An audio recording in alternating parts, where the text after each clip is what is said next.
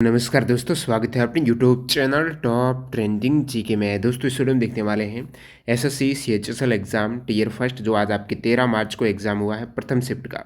प्रथम शिफ्ट आपके सुबह 9 से 10 बजे वाली शिफ्ट है और आज आज ही के दिन 13 मार्च को मेरा भी जन्म हुआ है। तो जिन भी कैंडिडेट का प्रथम शिफ्ट में एग्जाम था कमेंट सेक्शन में बताना कितने आपने अटेम्प्ट किए हैं। बाकी यहाँ पर आपको सभी क्वेश्चन जो जीके के हैं 25 में से लगभग 20 मेमोरी बेस्ड क्वेश्चंस मेरे हैं। Very very important extra fact सहित मैं कवर करने वाला हूँ, तो वीडियो के अंत तक आपको बने रहना है। पीडीएफ फाइल के लिए टेलीग्राम चैनल ज्वाइन करना है जिसकी लिंक डिस्क्रिप्शन बॉक्स में है। तो चलिए आपके सामने पहला सवाल, उड़ीसा को प्राचीन समय में किस राज्य के नाम से जाना जाता था? उड़ीसा से पहले सबसे पहले इसे कलिंग कहा जाता था। बाकी ओडिशा जो नाम पड़ा है वो 2010 में, उससे पहले उड़ीसा कहा जाता था। तो यहाँ पर कलिंग करेक्ट हो जाएगा। ओडिशा को प्राचीन समय में कलिंग नाम से जाना जाता था। तो जो भारत के राज्य हैं प्राचीन उनका क्या नाम है? विशेषकर उत्तर प्रदेश का टीसीएस कंपनी के द्वारा पूछा हुआ है। उत्तर प्रदेश को पहले किस नाम से जाना जाता था? 1950 से पहले यूनाइटेड प्रोविंस के नाम से जाना जाता था।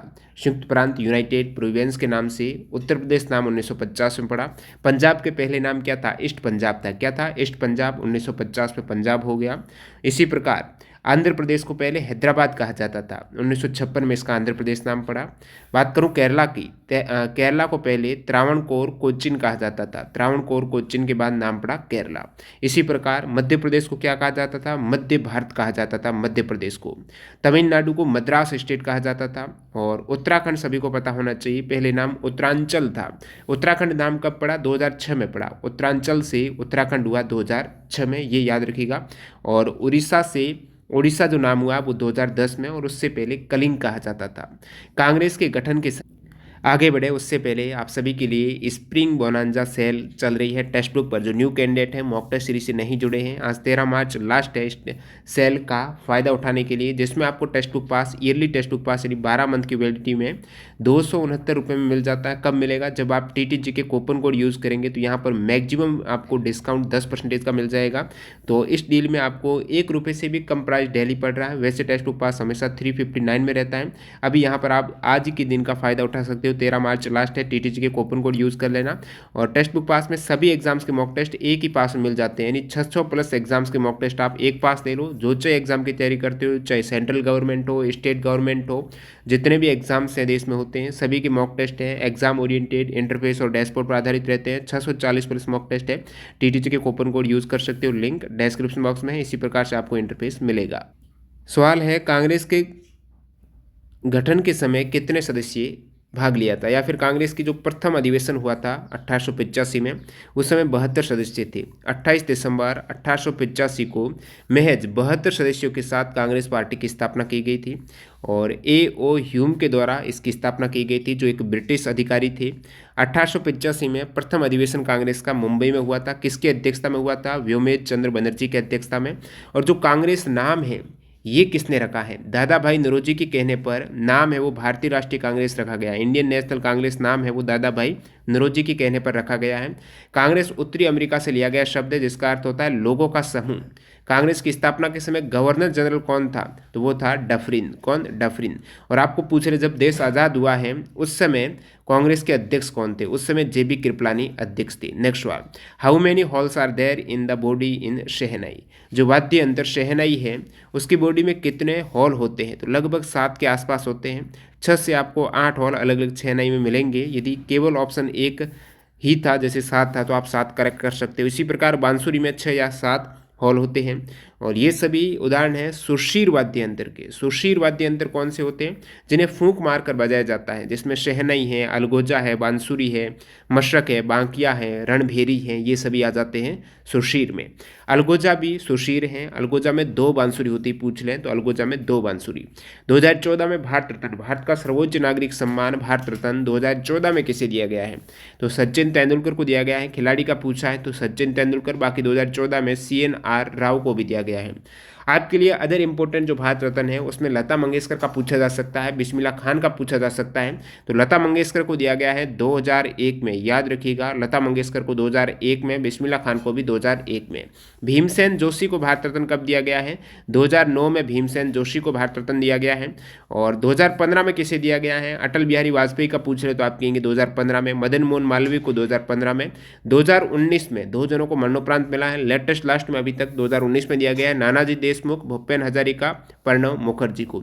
आपके लिए इंपॉर्टेंट है, प्रथम भारत रत्न है वो कब दिया गया है? 1954 में। और किसको दिया गया है? सी राजगोपालचारी, सर्वपल्ली राधाकृष्णन, सीवी रमन को दिया गया है। प्रथम विदेशी जिन्हें भारत रत्न मिला है खान अब्दुल गफ्फार खान है 1987 में। और बाकी यहाँ पर अब्दुल कलाम आपके लिए इंपॉर्टेंट है, इन्हें भारत रत्न कब दिया गया है? एपीजे अब्दुल कलाम को 1997 में भारत रत्न दिया गया है। ये भारत के 11वें राष्ट्रपति रहे हैं 2002 से 2007 के मध्य। और जाकिर हुसैन भी भारत के तीसरे राष्ट्रपति रहे हैं। तो ये भी आपके लिए इंपॉर्टेंट जानना है कि उनको भारत रत्न कब मिला है। जाकिर हुसैन को 1963 में भारत रत्न, एपीजे अब्दुल कलाम को 1997 में। और ये सभी इंपॉर्टेंट भारत रत्न कवर हो गए। 2021 से 22 का रणजी ट्रॉफी किसने जीता? 21-22 का रणजी ट्रॉफी मध्य प्रदेश ने। ये दोस्तों रणजी ट्रॉफी 21-22 है। और बाकी 86 रणजी ट्रॉफी 19-20 पे हुआ था जिसमें सौराष्ट्र विजयी रहा था 19-20 में। और 21-22 में रणजी ट्रॉफी मध्य प्रदेश 87। 2018-19 में विजेता था वो विदर्भ था। शुरुआत कब हुई है रणजी ट्रॉफी की? 1934 में शुरुआत हुई है। 34-35 का प्रथम संस्करण बॉम्बे ने जीता था। और सबसे अधिक जो रणजी ट्रॉफी जीती हुई टीम है ना वो मुंबई है। ये इंपॉर्टेंट फैक्ट है। 41 टाइटल मुंबई के नाम है। कुल टीम यहाँ पर 38 टीम रहती है। इस ट्रॉफी का नाम ये हो गया। अब बात करें विजय हजारे ट्रॉफी की। विजय हजारे ट्रॉफी है लेटेस्ट जो विजय हजारे ट्रॉफी हुई है 2021-22 में हिमाचल प्रदेश ने जीती है। हिमाचल प्रदेश विजय हजारे ट्रॉफी की विजेता, इंपॉर्टेंट याद रखो। उप विजेता तमिलनाडु है। इससे पहले मुंबई ने जीती थी विजय हजारे ट्रॉफी। और विजय हजारे ट्रॉफी का पहला संस्करण हुआ था 2002-3 में। सबसे अधिक विजय हजारे ट्रॉफी है वो तमिलनाडु के द्वारा जीती गई है। नेक्स्ट यहाँ पर ईरानी कप की बात करें, झेडार ईरानी कप, ये सभी क्रिकेट के इंपॉर्टेंट है, डोमेस्टिक कप है। ईरानी कप 1959-60 में शुरुआत हुई है। और ईरानी कप किन के मध्य होता है? काफ़ी बार सवाल पूछा जाता है। तो रणजी ट्रॉफी की जो टीम जीत जाती है, यानी रणजी ट्रॉफी की विजेता जो कि अब की बार मध्य प्रदेश रही है। और शेष Bharat rest of India team एक अलग बनाई जाती है, उनके मध्य खेला जाता है ईरानी कप। 1959-60 से खेला जा रहा, सबसे अधिक शेष भारत ने जीता है। और शेष भारत ने यहाँ पर टोटल 29 टाइटल हो जाएंगे अभी फिलहाल, और जीत लिया है। शेष भारत ने 2022-23 का भी, ये मार्च में 5 मार्च को खेला गया था फाइनल। 22-23 का ईरानी कप है, ये भी शेष भारत ने जीता है। मध्य प्रदेश जो उप विजेता रही है रणजी ट्रॉफी की विजेता। और यहाँ पर नेक्स्ट वाला लिख लेते हैं। बाकी दिलीप ट्रॉफी आपके लिए जानना इंपॉर्टेंट है कि दिलीप ट्रॉफी की लेटेस्ट विजेता टीम कौन सी? 2022-23 में दिलीप ट्रॉफी वेस्ट जोन ने जीता है। और सैयद मुश्ताक अली ट्रॉफी की बात करें तो 2022-23 में सैयद मुश्ताक अली ट्रॉफी मुंबई ने जीती है। वीनू मानकड़ ट्रॉफी है ये 2022 में, ये अंडर 19 है। वीनू मानकड़ है, अंडर 19 ट्रॉफी है, 2022 में ये विदर्भ ने जीती है। नेक्स्ट यहाँ पर देख लेते हैं, कूच बिहार ट्रॉफी हो गई, 2022 में विदर्भ ने जीती है। सोडियम का परमाणु भार कितना होता है? 23 होता है, 23 यू होता है। परमाणु क्रमांक सोडियम का 11। 2022 का film fair award best actor का अवार्ड किसे दिया गया है? फिल्म फेयर अवार्ड में बेस्ट एक्टर का अवार्ड 2022 में। तो 67वां ये फिल्म फेयर अवार्ड हुआ है, 30 अगस्त 2022 को प्रेजेंट किया गया है जियो वर्ल्ड सेंटर मुंबई में द टाइम्स ग्रुप के द्वारा, जिसमें बेस्ट एक्टर का जो पूछा है तो रणवीर सिंह को दिया गया है। बाकी बेस्ट फिल्म का दिया गया है शेरशाह को। क्राइटिक्स अवार्ड और में बेस्ट फिल्म का दिया गया है सरदार उधम को। सबसे अधिक अवार्ड सरदार उधम को मिला है, क्राइटिक्स में भी इसको। बेस्ट डायरेक्टर कौन है? तो बेस्ट डायरेक्टर विष्णुवर्धन को दिया गया है जो कि शेरशाह मूवी को डायरेक्ट किया है। Best actor Ranveer Singh. Best actress Kriti Sanon है, मिमी मूवी में उन्होंने अभिनय किया। Best supporting actor Pankaj Tripathi. Best supporting actress Sai Tamhankar. Best male debut है Yaan Bhatt. Best female debut है सरवारी वाघ। बेस्ट स्टोरी अभिषेक कपूर हो जाएगा। बेस्ट स्क्रीन प्ले है शुभेंदु भट्टाचार्य। अब देख लेते हैं 68वें नेशनल फिल्म, अब राष्ट्रीय फिल्म पुरस्कार जो दिए गए हैं 68 में 2022 में, ये किन को मिला है? ये थोड़ा ऊपर हो गया है। तो 68वें नेशनल फिल्म अवार्ड देखें तो बेस्ट फीचर फिल्म है सुराराई पोट्रू। ये सभी इंपॉर्टेंट है, राष्ट्रीय फिल्म अवार्ड है, ध्यान रखो। बेस्ट फीचर फिल्म है Soorarai Pottru. Best non feature film है testimony of Anna. Dada Saheb Phalke award 68वां नेशनल फिल्म अवार्ड के तहत जो दिया गया है वो आशा पारेख को दिया गया है, ध्यान रखना, आशा पारेख, दादा साहेब फाल्के। सबसे अधिक है सुराराई पोट्रू को मिला है। और नेक्स्ट यहाँ पर बात करूँ, बेस्ट फिल्म फ्रेंडली स्टेट है वो मध्य प्रदेश को दिया गया है। बेस्ट चिल्ड्रन फिल्म सुम्मी हो जाएगी। Best debut film of director है मांडेला। बेस्ट फिल्म ऑन पर्यावरण संरक्षण पर बेस्ट फिल्म का दिया गया है वो है टेल डंडा, ये best environment friendly film. Best film on social issues है फूनरल्स। बेस्ट एक्टर है सूर्या, जो तमिल फिल्म है, ये सुराराई पोट्रू हैं, ये बेस्ट फीचर फिल्म है। इस तमिल फिल्म में सूर्या को बेस्ट एक्टर का है, और बेस्ट एक्टर का साथ ही साथ अजय देवगन को भी दिया गया है, थानाजी मूवी में उन्होंने अभिनय किया है। बेस्ट एक्ट्रेस कौन है? अपर्णा। नेक्स्ट यहाँ पर बात करें तो best supporting actor Biju Menon है। बेस्ट सपोर्टिंग एक्ट्रेस हैं Lakshmi Priya. Best male playback singer Rahul Deshpande. Best female playback singer है नांजी अम्मा। नेक्स्ट सवाल देख लेते हैं यहाँ पर, भारत का पहला स्वदेश निर्मित तैरता हुआ विद्यालय, ये एक्चुअल में सवाल था। वर्ल्ड का first floating wild life sanctuary है। वाइल्ड लाइफ सेंचुरी तीनों ही बता देता हूँ। देखिए, भारत का पहला स्वदेश निर्मित है या फिर तैरता हुआ विद्यालय है वो लोकटक फ्लोटिंग एलिमेंट्री स्कूल है, लोकटक झील मणिपुर में। और यहीं पर मणिपुर में एक केबुल लामझाऊ, दुनिया का एकमात्र फ्लोटिंग वन्यजीव यानी पानी पर तैरता हुआ वन्यजीव अभ्यारण्य दुनिया का एकमात्र है, वो केबुल लामझाऊ है, ये भी मणिपुर में है। और लोकटक फ्लोटिंग एलिमेंट्री स्कूल है लोकटक झील मणिपुर में। विश्व का एकमात्र तैरता हुआ डाकघर आपको पूछ ले, श्रीनगर में डल झील में है। नेक्स्ट सवाल आपके सामने, बंगाल की खाड़ी में एकमात्र केंद्र शासित प्रदेश कौन सा है? अंडमान निकोबार है। अंडमान निकोबार को अलग करने वाला चैनल कौन सा है? तो वो है 10 डिग्री चैनल है। ठीक है। नेक्स्ट सवाल यहाँ पर, भारत के दूसरे मुगल सम्राट हुमायूं का मकबरा किसने बनवाया? हुमायूं का मकबरा उनकी पत्नी बीगा बेगम, जिसे हाजी बेगम कहा जाता है, उनकी मृत्यु के बाद, यानी बाब अकबर हुमायूं की मृत्यु के 14 साल बाद ये बनाया गया था। वास्तुकार थे मिरक मिर्जा घियात, इनके वास्तुकार थे। और ये है कहाँ पर? निजामुद्दीन ईस्ट दिल्ली में स्थित है हुमायूं का मकबरा।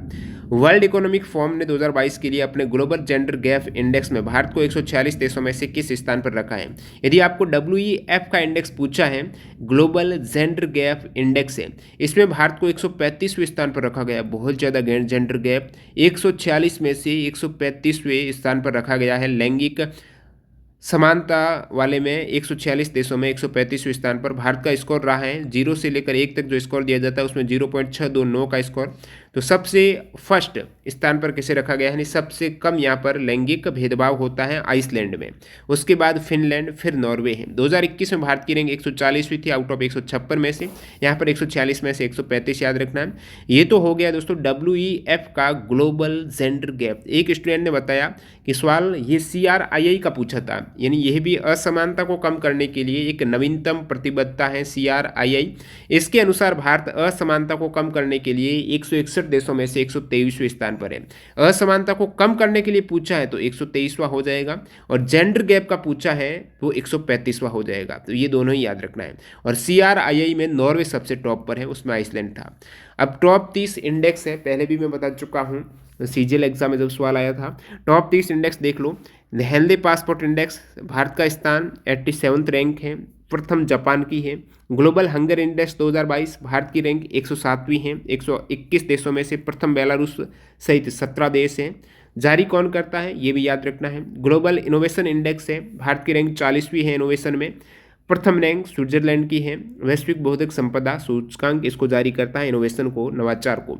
वैश्विक शांति सूचकांक में भारत की रैंक 135, शांति में 135 है, प्रथम आयरलैंड की है। विश्व प्रेस स्वतंत्रता है, प्रेस की बात करें तो प्रेस स्वतंत्रता में भारत की रैंक 150वीं है, टॉप नॉर्वे है। प्रेस स्वतंत्रता इंडेक्स जारी किया है रिपोर्ट्स विदाउट बॉर्डर्स ने, ये याद रखना है आपको। खाद्य सुरक्षा सूचकांक 2021 में भारत की रैंक 68वीं है, खाद्य सुरक्षा में 68वीं है। आइसलैंड ने इसको जारी किया है, सॉरी टॉप पर है, जारी किया है इकोनॉमिक इम्पैक्ट ने। लोकतंत्र सूचकांक में भारत की रैंक 46वीं है, नॉर्वे यहाँ पर टॉप पर है। संयुक्त राष्ट्र मानव विकास सूचकांक 2021-22 में भारत की रैंक 132वीं है, ह्यूमन डेवलपमेंट इंडेक्स में 132वीं रैंक है, प्रथम रैंक स्विट्जरलैंड की है। और इसके अंतर्गत आपकी ह्यूमन डेवलपमेंट इंडेक्स में 3 प्रमुख आयाम हैं, स्वास्थ्य, शिक्षा और प्रति व्यक्ति आय, जहाँ से एग्जाम में सवाल पूछा जाता है। भ्रष्टाचार और धारणा सूचकांक में भारत की रैंक 85वीं, न्यूजीलैंड, फिनलैंड और डेनमार्क प्रथम पर है। भ्रष्टाचार और धारणा सूचकांक जारी किया है transparency international. Chandler good government index में भारत की रैंक 46, प्रथम फिनलैंड। विश्व खुशहाली सूचकांक में भारत की रैंक 136वीं, प्रथम फिनलैंड। विश्व लैंगिक अंतर सूचकांक में बता चुका हूँ, भारत की रैंक 135वीं, प्रथम आइसलैंड। कोविड-19 रिस्पॉन्स इंडेक्स में भारत की रैंक 86, कोविड-19 में 86 है, प्रथम न्यूजीलैंड है, लोबी इंस्टीट्यूट ने जारी किया है। वैश्विक जलवायु जोखिम सूचकांक में भारत की रैंक 7वीं है, प्रथम मोजाम्बिक है। आर्थिक स्वतंत्रता सूचकांक 2021 में भारत की रैंक 121वीं है, सिंगापुर फर्स्ट पर है, ठीक है। वैश्विक साइबर सुरक्षा में भारत की रैंक 10वीं है, साइबर सुरक्षा में 10वीं है, टॉप पर अमेरिका है। एनर्जी ट्रांजिशन में भारत की रैंक 86 है, एनर्जी में 87 है, ठीक है, 87 प्रथम टॉप पर है स्वीडन। समावेशी इंटरनेट सूचकांक में भारत की रैंक 49वीं है, यहाँ पर भी स्वीडन है, 49वीं रैंक है इंटरनेट में। वैश्विक युवा विकास सूचकांक में भारत की रैंक 122वें, युवा के लिए 122वीं रैंक है, टॉप सिंगापुर। वैश्विक स्वास्थ्य सुरक्षा सूचकांक, स्वास्थ्य में भारत की रैंक 66 है, छक्का मारा भाई, स्वास्थ्य सुरक्षा में, सिक्योरिटी में, हेल्थ सिक्योर में 66 है और अमेरिका यहाँ पर टॉप पर है। एशिया प्रशांत व्यक्तिगत स्वास्थ्य सूचकांक, तो ये इसमें भारत की 10वीं रैंक है, 11 देशों में से काफ़ी गिरा हुआ रैंक। अंतर्राष्ट्रीय बौद्धिक संपदा सूचकांक में भारत की रैंक 40वीं है, टॉप पर अमेरिका है, बौद्धिक संपदा में 40वीं। स्टार्टअप इकोसिस्टम में इंडिया की रैंक 3rd है, प्रथम अमेरिका, स्टार्टअप में अच्छी रैंक है, 3rd रैंक है। सतत विकास सूचकांक 2022 में 121वीं है, सतत विकास इंपॉर्टेंट है, 121वीं रैंक है, प्रथम फिनलैंड की है, सतत विकास 121 करोड़ जो भारत की जनसंख्या थी। पर्यावरण प्रदर्शन सूचकांक 2022 में इंडिया की रैंक 180वीं। पर्यावरण प्रदर्शन आप कहेंगे 180वीं, टॉप पर है डेनमार्क, पर्यावरण प्रदर्शन 180। ग्लोबल ड्रग पॉलिसी में 18वीं रैंक है, नॉर्वे टॉप पर है। एशिया पावर इंडेक्स में भारत की रैंक 4थी है, एशिया पावर में 4थी है और टॉप अमेरिका। विश्व प्रतिस्पर्धात्मक सूचकांक IMD के द्वारा जारी जो प्रतिस्पर्धात्मक सूचकांक में भारत की रैंक 37वीं है, टॉप पर डेनमार्क है, 37 है भाई प्रतिस्पर्धा। स्पीड टेस्ट इंटरनेट की स्पीड टेस्ट ग्लोबल इंडेक्स में भारत की रैंक 79 है, नॉर्वे और सिंगापुर टॉप पर है। नेक्स्ट सवाल है एनिमल किसके अंतर्गत आते हैं? एनिमल आते हैं दोस्तों फ्लोरा के अंतर्गत पेड़ पौधे और फोना के अंतर्गत आ जाएंगे आपके एनिमल। मानव शरीर की पीएच कितनी होती है? पीएच रेंज वेरी करता है 7.35 से 7.45 है। तो मानव शरीर की पीएच है एक तरीके से ब्लड की पीएच होती है। किसकी होती है? ब्लड की पीएच होती है और ब्लड की पीएच है डायरेक्टली यहाँ पर रेंज में न हो तो 7.4 आप करके आते हो। पीएच यानी 7.4 से इस रेंज कम हो जाए ना तो भी ह्यूमन है वो कोमा में चला जाएगा। इतनी पीएच वैल्यू मान रखता है, आपकी बॉडी में इतना ज़्यादा फ्लक्चुएट नहीं होता, 7.4 के आसपास ही। और पीएच वैल्यू 7.4 से ज़्यादा भी हो जाए ना तब भी मृत्यु हो सकती है, व्यक्ति कोमा में जा सकता है। तो पीएच वैल्यू मेंटेन रखना बॉडी के लिए कितना अनिवार्य है, जितना हो सके कम से कम आपको शरीर की पीएच मेंटेन करने के लिए एसिडिक फूड कम खाना चाहिए और बाहर से जो भी जंक फूड है वो बहुत कम खाना चाहिए क्योंकि वो सबसे ज़्यादा एसिडिक होता है। फ्रूट वगैरह है एसिडिक नहीं होता है। यानी आप कहेंगे नींबू आप लेते हो ना, नींबू भी कहने को तो एसिडिक है। लेमन की पीएच आप यहाँ पर देखेंगे तो 2.2 होती है, लेकिन शरीर में जब प्रोसेस होता है ना तो वो क्षारीय बन जाता है, ध्यान रखना। लेमन जूस 2.2 होती है। गैस्ट्रिक जूस है जठर रस, जो शरीर का जठर रस रहता है ना अपने पेट में जठर रस है, उसकी पीएच 1.2 होती है। ये सभी एनसीईआरटी में दे रखा है। प्योर वाटर की 7 होती है, ब्लड की 7.4 होती है। और मिल्क ऑफ मैग्नीशिया की 10 होती है। सोडियम हाइड्रोक्साइड NaOH की होती है 14, सोडियम हाइड्रोक्साइड की 14 है। ये एनसीईआरटी टेबल है, यहाँ से सवाल पूछे जाते हैं। मानव यूरिन की पीएच कितनी होती है? यूरिन का पीएच मान एवरेज होता है अच्छा, बाकी 4.5 से 8 तक वेरी करता है। राष्ट्रमंडल खेल 2022 कहाँ पर हुए हैं? कॉमनवेल्थ गेम्स 2022 की बात करें बर्मिंघम इंग्लैंड में हुए हैं। अलेक्जेंडर स्टेडियम में ज़्यादातर हुए हैं, बर्मिंघम इंग्लैंड में कॉमनवेल्थ गेम्स। 72 कॉमनवेल्थ नेशंस है जिन्होंने भाग लिया है। इसमें भारत की रैंक 4थी रही है, प्रथम रैंक ऑस्ट्रेलिया की रही है। ऑस्ट्रेलिया के गोल्ड कितने हैं? 67 है, 57 सिल्वर है, 54 ब्रॉन्ज है। तो ऑस्ट्रेलिया के टोटल 178 मेडल है। ध्यान रखो भाई, फर्स्ट रैंक के मेडल पूछा जाता है और गोल्ड और मेडल दोनों याद रखो। ऑस्ट्रेलिया के कॉमनवेल्थ में 178 मेडल है, 67 गोल्ड है। भारत की रैंक 4थी रही तो भारत की 22 गोल्ड है, 16 सिल्वर है, 23 ब्रॉन्ज है। 22, 16, 23 ध्यान रखना, 22 गोल्ड है। भारत की रैंक 4थी है जिसमें 22 गोल्ड के साथ 61 टोटल हो जाते हैं। प्रथम कॉमनवेल्थ गेम्स 1930 में हैमिल्टन कनाडा में हुई थी। आर्कटिक महासागर और प्रशांत महासागर को जोड़ने वाली जल संधि कौन सी है?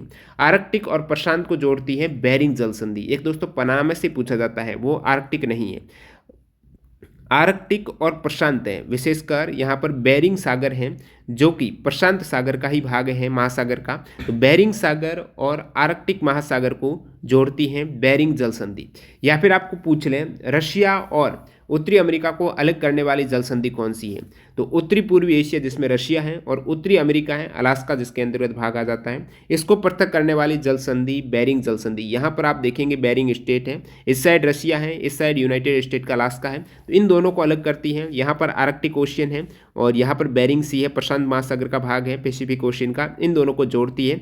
ये है बेरिंग संधि है। एग्जाम में पहले भी सवाल पूछा हुआ है। अंतर्राष्ट्रीय तिथि रेखा के समानांतर ये जल संधि है। तो इंपॉर्टेंट जल संधि का मैंने पहले भी वीडियो डाला हुआ है, अभी हाल ही में डाला है, आपकी सीजीएल एग्जाम्स के दौरान मैंने इंपॉर्टेंट जल संधि बताई थी। और बाकी यहाँ पर 10 डिग्री चैनल का भी ऑलरेडी पूछा हुआ सवाल है। 8 डिग्री, 9 डिग्री, 10 डिग्री चैनल का यहाँ पर बता देता हूँ। 10 डिग्री है, छोटे अंडमान द्वीप को कार निकोबार द्वीप से अलग करता है। ये सभी जो बताने वाला हूँ ना प्रमुख जल संधि और चैनल है, अक्सर एग्जाम यहाँ ही से सवाल आते हैं, तो ज़्यादा नहीं है, कुछ 5-6 रहेंगी आपकी। तो ये आप देख सकते हो। मैं बात कर रहा था 10 डिग्री चैनल है, यहाँ पर है ये आपकी इंदिरा बाजार हैं, इस साइड आपके लिटिल अंडमान है और ये है कार निकोबार, इनको आपस में अलग करता है आपका 10 डिग्री चैनल। यहीं पर है इंडिया के, जो कि आपको पूछा गया है आज कौन सा द्वीप है जो ये वाली बंगाल की खाड़ी में है। और इस साइड आपको 8 डिग्री, 9 डिग्री, तो ऐसे चलता है 8 डिग्री, 9 डिग्री, 10 डिग्री चैनल से। तो यहाँ पर 8 डिग्री, 9 डिग्री की बात करें तो 8 डिग्री सबसे नीचे आपको मिलेगा लेफ्ट साइड में, इस साइड में, जो कि मालदीव और मिनिकॉय को अलग करता है। और 9 डिग्री चैनल है, ये मिनिकॉय को लेकाडीव द्वीप से अलग करता है या फिर मिनिकॉय को कवारेती से अलग करता है। और बाकी पाक जल डमरू मध्य काफ़ी बार एग्जाम आया है, पाक जल संधि है, ये किन के मध्य है? पाक जल डमरू मध्य, पाकिस्तान मत कर लेना, भारत और श्रीलंका के मध्य है, पाक स्टेट है। भारत का जो तमिलनाडु राज्य और श्रीलंका का उत्तरी प्रांत है उसका जाफना जिला इनके बीच स्थित ये जल संधि है। ये जल संधि पूर्वोत्तर में पाक खाड़ी और दक्षिण पश्चिम में मन्नार की खाड़ी को जोड़ती है, अलग करती है पाकिस्तान से भारत श्रीलंका को जोड़ती है मन्नार की खाड़ी और पाक खाड़ी को, इसका नाम पाक स्टेट है। अब अन्य इंपॉर्टेंट जल संधि में एक तो ये पनामा नहर याद रखो, प्रशांत महासागर और ऊपर आर्कटिक था, यहाँ पर अटलांटिक है। प्रशांत को अटलांटिक पूछ लेना तो आप पनामा करेंगे, नहीं तो बेरिंग था वहाँ पर। प्रशांत और अटलांटिक महासागर को स्टेट ऑफ मैगलन, मैगलन की जल संधि प्रशांत और अटलांटिक को जोड़ती है। और यहीं पर पनामा नहर है जो प्रशांत महासागर और अटलांटिक महासागर को जोड़ती है। सेंट्रल अमेरिका का देश है, तो पनामा का और मैगलन जल संधि कवर हो गई, बेरिंग हो गई। इंग्लिश चैनल किसको जोड़ता है? इंग्लिश चैनल उत्तरी सागर को अटलांटिक से जोड़ता है। ग्रेट ब्रिटेन को उत्तरी फ्रांस से अलग करता है, इंग्लिश चैनल है, ये ध्यान रखो। और बाकी इंपॉर्टेंट और अंतर्राष्ट्रीय जल संधि देखेंगे तो जिब्राल्टर जल संधि है, भूमध्य सागर और अटलांटिक महासागर को या फिर स्पेन को मोरक्को से अलग करता है, यूरोप को अफ्रीका से अलग करता है, भूमध्य सागर और अटलांटिक को जिब्राल्टर, भूमध्य और अटलांटिक जिब्राल्टर। हडसन देखेंगे तो हडसन की खाड़ी को लेब्राडोर सागर से जोड़ती है, हडसन है, लेब्राडोर और हडसन की खाड़ी। हडसन जल डमरू मध्य कनाडा में अटलांटिक महासागर और लेब्राडोर सागर को हडसन की खाड़ी से जोड़ता है, कनाडा में अटलांटिक महासागर यहाँ पर भी है। डेविस जल संधि है, डेविस डेनमार्क और कनाडा को, डेविस है डेनमार्क कनाडा यानी ग्रीनलैंड और बैफिन द्वीप को आपस में जोड़ती है, डेनमार्क कनाडा को अलग करती है एक तरीके से, जो डेविस जल संधि है, कनाडा और डेनमार्क की बात होती है। मलका जल संधि हिंद महासागर का भाग है, अंडमान सागर और दक्षिण चीन सागर प्रशांत महासागर का भाग, इनको आपस में जोड़ती है। मलका जल संधि अंडमान सागर और दक्षिण चीन सागर को। हडसन जल संधि ये हडसन की खाड़ी और लेब्राडोर है। पाक जल डमरू मध्य, ये सब कुछ आपके हो चुका है अभी। नेक्स्ट सवाल कंप्यूटर का 1-2 सवाल पूछे जाते हैं, आज भी आया है। What is the shortcut key to open font dialog box? तो टॉप 100 शॉर्टकट की में ये मैंने बता चुका हूँ, तो सर्च कर सकते हो टॉप 100 शॉर्टकट की या फिर शॉर्टकट की टॉप ट्रेनिंग जी के यूट्यूब पे डाल के, और पीडीएफ में भी अवेलेबल कराया था कल आपको। What is the shortcut key to open font dialog box in MS Word? MS Word में जो ये पूरा फॉन्ट डायलॉग बॉक्स आता है ना, जिसमें फॉन्ट की साइज है, फॉन्ट की स्टाइल है। फॉन्ट की स्टाइल में पूछ रहे हैं निम्नलिखित में से कौन कौन सी स्टाइल होती है? रेगुलर होती है, इटैलिक होती है, बोल्ड होती है, बोल्ड इटैलिक होती है। और यहाँ पर सवाल तो एक्चुअल में ये था कि फॉन्ट डायलॉग बॉक्स ओपन करने के लिए कौन सी शॉर्टकट की रहती है? कंट्रोल के साथ डी करेंगे ना, फॉन्ट डायलॉग बॉक्स। यहाँ पर फॉन्ट डायलॉग बॉक्स आप देखते हो ड्रॉप डाउन मेन्यू में, तो आपको मिनिमम फॉन्ट साइज 8 दिखता है, मैक्सिमम आपको 72 दिखता है। तो 1 पॉइंट का मतलब है 1/72 इंच होता है, यानी 72 जो फॉन्ट साइज आप करेंगे ना, उसका मतलब 1 इंच है वो फॉन्ट साइज, ठीक है, ये आपको पता होना चाहिए। 1/72 इंच होता है और 8 से 72 काफ़ी बार पूछा जाता है। और डायरेक्टली यदि आप फॉन्ट साइज नहीं देखते हो फॉन्ट, तो 11 में रहता है डिफ़ॉल्ट में, 11 फॉन्ट साइज डिफ़ॉल्ट में, ध्यान रखना 11 की रहती है। और बाकी एक और शॉर्टकट है, जैसे कि आपको पूछ ले, अंडरलाइन का तो यू होता है कंट्रोल के साथ, डबल अंडरलाइन की शॉर्टकट की क्या है? डबल अंडरलाइन में कंट्रोल शिफ्ट डी, यहाँ पर कंट्रोल डी फॉन्ट का है और डबल अंडरलाइन करनी है तो कंट्रोल शिफ्ट आप डी करेंगे तो डबल अंडरलाइन हो जाएगी। बाकी यहाँ पर आप स्ट्राइक थ्रो को देख पा रहे हो, स्ट्राइक थ्रो को मतलब है इस जैसे कोई लाइन है इसको बीच में से आप कट करेंगे ना वो स्ट्राइक थ्रो है। स्ट्राइक थ्रो में कंट्रोल के साथ एस मत कर लेना शॉर्टकट की, स्ट्राइक थ्रो में कंट्रोल के साथ 5 होती है शॉर्टकट, कंट्रोल प्लस 5 में आप कट कर पाएंगे लाइन को। बाकी एमएस वर्ड की जितनी भी इंपॉर्टेंट शॉर्टकट की है एक बार फिर आप देख लीजिएगा। कंट्रोल ओ में आप डॉक्यूमेंट ओपन करेंगे, ओपन करने का मतलब पहले से सेव डॉक्यूमेंट ओपन करेंगे। कंट्रोल एन में न्यू डॉक्यूमेंट ओपन करना है, कंट्रोल एन। ए में आपको पूरा सेलेक्ट करना है, शिफ्ट के साथ एरो में टेक्स्ट बाय टेक्स्ट आप सेलेक्ट करेंगे, 1 कैरेक्टर, एक समय में 1 कैरेक्टर है एरो की जो इस प्रकार की रहती है। और अन्य इंपॉर्टेंट जैसे कंट्रोल एस में आपको डॉक्यूमेंट सेव कर सकते हो, सेव एज का ऑप्शन आपको F12 में मिलेगा, F12 में सेव के लिए कंट्रोल एस कर सकते हो या फिर शिफ्ट के साथ F12 भी करेंगे ना तो भी आपका सेव का ऑप्शन खुल जाएगा, शिफ्ट के साथ F12 और ओनली F12 है ना वो सेव एज का ऑप्शन खोलता है। अब सेव एज का मतलब है डॉक्यूमेंट को कौन से फोल्डर में सेव करना है वो आप देख पाएंगे सेव एज में F12 में, शिफ्ट के साथ F12 भी सेव का काम करता है। करंट डॉक्यूमेंट को आपको क्लोज करना है तो कंट्रोल डब्ल्यू, ठीक है। और विंडो को स्प्लिट करना है, स्प्लिट में आपको कंट्रोल एस के साथ अल्ट भी करना पड़ेगा। कट के लिए कंट्रोल एक्स, कॉपी के लिए कंट्रोल सी, पेस्ट के लिए कंट्रोल वी, बोल्ड के लिए कंट्रोल बी, इटैलिक के लिए control I, underline control you. Underline words only, केवल और केवल आपको जैसे यहाँ पर ये वर्ड बाय वर्ड में अंडरलाइन करता हूँ, एक साथ पूरा नहीं, वर्ड बाय वर्ड, यू में पूरा अंडरलाइन हो जाएगा। वर्ड ओनली वर्ड को आपको अंडरलाइन करना है तो यू नहीं आएगा, वहाँ पर डब्ल्यू आएगा और शिफ्ट के साथ आएगा, कंट्रोल शिफ्ट डब्ल्यू, क्योंकि कंट्रोल डब्ल्यू में तो आपको क्या है क्लोज का ऑप्शन दे देता है, लेकिन कंट्रोल शिफ्ट डब्ल्यू करेंगे ना तो वर्ड बाय वर्ड वहाँ पर अंडरलाइन करेगा, इंपॉर्टेंट है ध्यान रखो। और नेक्स्ट यहाँ पर कंट्रोल प्लस के के साथ में तो हाइपरलिंक, लेकिन कंट्रोल शिफ्ट के में format letter as small capital, small capital में सारे लेटर हो जाएंगे। और कंट्रोल शिफ्ट के साथ ए करेंगे तो अपर केस में सब कुछ अपर केस में, कंट्रोल शिफ्ट ए, कंट्रोल शिफ्ट के में स्मॉल कैपिटल। कंट्रोल शिफ्ट के साथ में ये लेस देन का सिंबल है, स्मॉल बना देगा टेक्स्ट को साइज को और टेक्स्ट की साइज को बड़ा बना देगा कंट्रोल शिफ्ट के साथ, ग्रेटर देन का साइन। कंट्रोल के साथ इंसर्ट करेंगे तो पेज ब्रेक आ जाएगा, सॉरी एंटर करेंगे तो। कंट्रोल के में हाइपरलिंक ऐड कर सकते हो जो पूछा हुआ है। अंडू के केस में कंट्रोल जेड, रिडू के केस में कंट्रोल वाई। सेंटर अलाइन करना है पैराग्राफ को तो कंट्रोल ई, राइट अलाइन करना है तो आर, लेफ्ट करना है तो कंट्रोल क्यू भी लेफ्ट का काम करता है, एल भी करता है। कंट्रोल जे में जस्टिफाई, कंट्रोल एच में आपको फाइंड रिप्लेस कर पाते हो, कंट्रोल एच याद रखिएगा फाइंड और रिप्लेस करने के लिए, कोई भी चीज़ को खोजना है और उसके स्थान पर दूसरा लाना है। कंट्रोल एम में इंडेंट, वेरी इंपॉर्टेंट है, इंडेंट देना है, जैसे आपने एक लाइन लिखी उसकी जगह छोड़कर नीचे दूसरी लाइन है तो वो आप इंडेंट दे रहे हो, इंडेंट में भी जैसे ये नीचे जगह छोड़ी तो हैंगिंग इंडेंट हो जाएगा। हैंगिंग इंडेंट के लिए कंट्रोल के साथ में टी और इंडेंट कोई भी दो, कंट्रोल के साथ एम आ जाएगा। कंट्रोल पी में आपको प्रिंट विंडो, प्रिंट के लिए कंट्रोल पी है, ठीक है। और कंट्रोल एफ में ओपन करना है। एच में आप क्या फाइंड और रिप्लेस दोनों करते हो, एफ में केवल और केवल आपको देखना है फाइंड करना, फाइंड के लिए कंट्रोल एफ। जी में क्या करना है, open find and replace dialog box with activating go to tab है, ये भी फाइंड और रिप्लेस का काम करेगा। एच भी फाइंड और रिप्लेस का करेगा। डी में फॉन्ट ऑप्शन मैंने बता चुका हूँ। सब स्क्रिप्ट सुपर स्क्रिप्ट है, जैसे सब स्क्रिप्ट में आपको लेके आना नीचे की साइड में, C6 आपने 6 नीचे लेके आई तो वहाँ पर आपने क्या किया, सब स्क्रिप्ट में, सब स्क्रिप्ट में क्या होता है कंट्रोल प्लस बराबर की होती है। सब स्क्रिप्ट सुपर में जैसे आपको 5 की घात 6 लिखना है तो ऊपर की साइड में सुपर कर रहे हो, कंट्रोल शिफ्ट के साथ प्लस की है। कंट्रोल शिफ्ट के साथ सी करेंगे तो फॉर्मेट कॉपी हो जाएगा, जो भी फॉर्मेट है जहाँ जैसे कि यहाँ पर आपने अलग कलर देख रखा है, यहाँ पर कलर अलग है, कहीं भी कैपिटल है कुछ स्मॉल है, इस पूरे फॉर्मेट को यहाँ पर मेरे को लेके आना, यही सेम फॉर्मेट, तो इसको कॉपी करूँगा कंट्रोल शिफ्ट के साथ सी और कंट्रोल शिफ्ट के साथ वी करके इस फॉर्मेट को यहाँ पर पेस्ट कर सकता हूँ, तो कंट्रोल शिफ्ट वी है। आपको डेट एंटर करनी है तो कंट्रोल शिफ्ट के साथ, सॉरी अल्ट शिफ्ट डी है, कंट्रोल मत कर देना, एग्जाम आएगा control shift plus D, date enter गलत हो जाएगा। अल्ट शिफ्ट, डेट में अल्ट है, टाइम में भी इंसर्ट करना तो अल्ट शिफ्ट टी है, ठीक है। और डिलीट में डिलीट कंट्रोल डिलीट करते हो तो डिलीट वर्ड, जो राइट कर्सर की और वर्ड है वो डिलीट होगा। कंट्रोल के साथ बैक स्पेस में करते तो लेफ्ट कर्सर का जो वर्ड है वो डिलीट होगा। और बाकी यहाँ पर मैं और बता देता हूँ, कंट्रोल के साथ स्पेस बार करेंगे तो रिमूव कैरेक्टर लेवल फॉर्मेटिंग, आपका रिमूव के लिए कंट्रोल स्पेस बार है। होम टैब आपको खोलनी अल्ट के साथ एच में। इंसर्ट टैब इंपॉर्टेंट है भाई, इंसर्ट टैब आपको एमएस वर्ड में ओपन करनी है तो आप क्या करेंगे कंट्रोल के अल्ट के साथ एन, ये टैब की केस में अल्ट की आ रही है। डिजाइन टैब अल्ट के साथ जी, डिजाइन जी। लेआउट टैब अल्ट के साथ पी, पी लेआउट हो जाएगा, तो ये सभी इंपॉर्टेंट है। नेक्स्ट यहाँ पर देख लेते हैं सीएजी अनुच्छेद कौन सा है। सीएजी के लिए आर्टिकल 148 है, सीएजी का आर्टिकल, ये नंबरिंग 16 वन सेकेंड, ठीक है।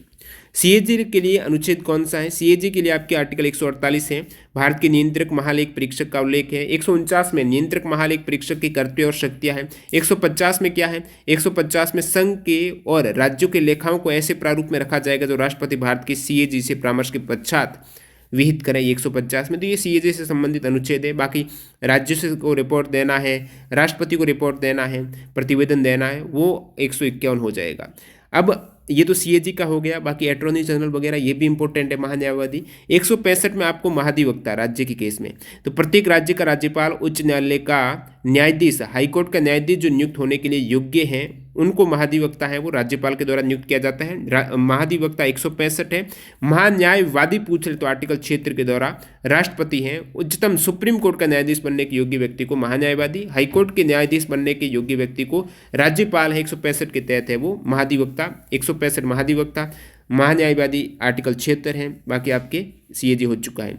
उपोष्ण कटिबंधीय क्षेत्र की जलवायु, उपोष्ण की औसत तापमान आपको स्पेशल पूछा है, तो यहाँ पर 18 डिग्री के आसपास औसत तापमान रहता है उपोष्ण का। उष्ण कटिबंध की बात करें तो कर्क रेखा और मकर रेखा के बीच भूमध्य रेखा के आसपास का क्षेत्र है उष्ण कटिबंधीय जलवायु, जिसमें सभी महीनों का तापमान औसत 18 डिग्री सेंटीग्रेड से अधिक रहता है। पूर्वोत्तर भारत और उत्तर भारत का अधिकांश भाग आर्द्र उपोष्ण कटिबंधीय जलवायु और उपोष्ण कटिबंधीय हाईलैंड जलवायु के अधीन होता है। अब यहाँ पर जलवायु की बात हो रही तो उष्ण कटिबंधीय पर्णपाती वन, और इसके अंतर्गत एक आता है आर्द्र पर्णपाती वन, एक आता है शुष्क पर्णपाती वन। इनके एग्जाम्पल से न जाने कितनी बार टीसीएस कंपनी ने एग्जाम में सवाल पूछे हैं। उष्ण कटिबंधीय पर्णपाती वन में आर्द्र पर्णपाती वन के उदाहरण कौन से हैं? आर्द्र में ध्यान रखो साल, सागौन, शीशम, हर्रा, बहेड़ा, आंवला, सेमल, कुसुम, चंदन, ये हैं आर्द्र। साल, सागौन, शीशम आर्द्र हैं। शुष्क पर्णपाती वन में कौन से हैं? तेंदु, पलास, अमलतास, बैल, खेर, धावड़ा शुष्क पर्णपाती वन। उष्ण कटिबंधीय कांटेदार वन कौन से? उष्ण कटिबंधीय कांटेदार वन में बबूल, बेर, खजूर, नीम, खेर, खेजड़ी, पलास, घास है, कांटेदार है। उष्ण कटिबंधीय सदाबहार एवं अर्धसदाबहार वन में आ जाते हैं रोजवुड, महोगनी, एनी, एबनी, ये सभी। बाकी वैश्विक जलवायु वर्गीकरण आप देखेंगे तो गर्म आर्द्र भूमध्य रेखीय जलवायु जो 5 डिग्री से 10 डिग्री के बीच में रहती है भूमध्य रेखा की, जिसमें अमेजन, कांगो, मलेशिया देश आ जाते हैं। तापमान 24 से 27 होता है। यहाँ पर सदाबहार वन पाए जाते हैं। उष्ण कटिबंधीय मानसूनी और उष्ण कटिबंधीय समुद्री जलवायु देखेंगे तो ये भूमध्य रेखा के 5 डिग्री से 30 डिग्री के अक्षांश पर है, जिसमें भारतीय महाद्वीप भी आ जाता है जो उष्ण कटिबंधीय मानसूनी है। और बाकी जितने भी एशिया के काफ़ी देश है, Burma, Thailand, Laos, Cambodia, Vietnam, दक्षिण चीन तथा उत्तरी ऑस्ट्रेलिया की। उष्ण कटिबंधीय समुद्री जलवायु ये मध्य अमेरिका, वेस्ट इंडीज, फिलीपींस वगैरह है, मेडगास्कर। तापमान यहाँ पर गर्मियों में 27 से 32 डिग्री है और पर्णपाती वन होते हैं। अंतर्राष्ट्रीय हॉकी महासंघ ने FIH goalkeeper of the year 2021-22 के लिए किसे चुना है? FIH goalkeeper of the year 2021-22 के लिए यहाँ पर बात करूँ, गोलकीपर है PR श्रीजेश है, ये मैन के केस में। फीमेल के केस में भारतीय महिला हॉकी टीम की कप्तान सविता पूनिया और PR श्रीजेश है मैन के केस में। इन दोनों को FIH goalkeeper of the year का खिताब मिला है। Very very important, Savita Punia और PR श्रीजेश। अंतर्राष्ट्रीय हॉकी महासंघ ने युवा भारतीय फॉरवर्ड मुमताज़ खान और फ्रांस की टिमोथी क्लेमेंट को महिलाओं और पुरुषों की श्रेणी में 2021-22 के लिए FIH राइजिंग स्टार्स के रूप में, राइजिंग स्टार में ध्यान रखना है मुमताज़ खान है महिलाओं के केस में, यही पूछा जाएगा। यदि महिलाओं का पूछा जाता है राइजिंग स्टार में तो मुमताज़ खान। बाकी PR श्रीजेश यहाँ पर goalkeeper of the year award FIH के द्वारा। फीमेल में सविता पूनिया जो कि भारतीय महिला हॉकी टीम की कैप्टन है। फ्रिक्शनल बेरोजगारी क्या होती है? 2 अंतिम सवाल देख लो। फ्रिक्शनल बेरोजगारी का क्या मतलब है? जैसे आप बेरोजगार नहीं थे, नौकरी कर रहे थे, लेकिन आपने क्या किया, नौकरी को छोड़ा कि और अच्छी नौकरी मेरे को चाहिए, तो दूसरी नौकरी की खोज में निकल पड़े, लेकिन तुरंत तो मिलती नहीं है, उनके बीच में गैप हो जाता है एक नौकरी को छोड़ने में दूसरी को हासिल करने में। वो गैप ही आपकी बेरोजगारी है, फ्रिक्शनल बेरोजगारी कहा जाता है उसे। जलदूत योजना किस मंत्रालय ने शुरू की है? जलदूत योजना एक जलदूत ऐप है, जल मंत्रालय मत कर देना, ग्रामीण विकास मंत्रालय ने, ठीक है, ग्रामीण विकास मंत्रालय ने जलदूत ऐप विकसित किया जो कि देश के किसी भी गांव में चयनित कुओं के जल के स्तर को पता लगेगा। जो गांवों में कुएं हैं ना, उनके जल स्तर को जलदूत ऐप है ग्रामीण विकास मंत्रालय की। तो यहाँ पर 21 सवाल हो गए, एक की नंबरिंग नहीं हुई। आउट ऑफ 25 में से मेमोरी बेस्ड क्वेश्चन है। एक्स्ट्रा फैक्ट सहित वेरी इंपॉर्टेंट यहाँ पर आपने देखे हैं फैक्ट है, जहाँ से अक्सर एग्जाम में सवाल आते रहते हैं। वीडियो पूरा देखने के लिए बहुत बहुत धन्यवाद। इस एफर्ट के लिए लाइक कर देना, PDF फाइल के लिए टेलीग्राम चैनल ज्वाइन कर लेना, और जो कैंडिडेट है मॉक टेस्ट लेना चाहते हैं, टेक्स्ट बुक की डील का आज अंतिम दिन है ऑफर का, TTG के कूपन कोड यूज़ कर लेना, वो भी डिस्क्रिप्शन बॉक्स में लिंक मिल जाएगी। धन्यवाद।